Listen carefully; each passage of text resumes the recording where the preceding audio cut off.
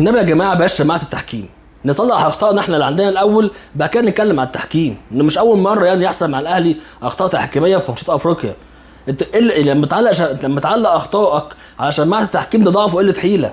صلح اخطائك انت الاول، صلح اخطاء الاداره من فوق لما ما دفعتش عن حق جمهورها وما دفعتش عن حقوق النادي.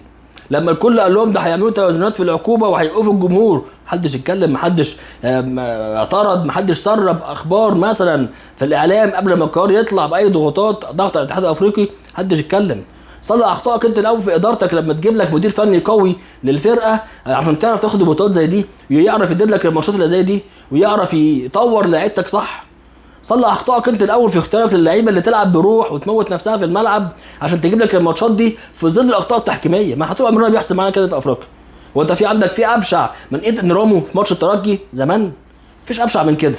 وكنت بتصلح الاخطاء دي في نفس الماتش في نفس الملعب قبل ما اللعيبه تطلع من الماتش، وقصاد الحكم اللي هو عمال يفتري عليك. ما صلحتش، بتصلح ماتش العوده. دي كلها اخطائنا احنا.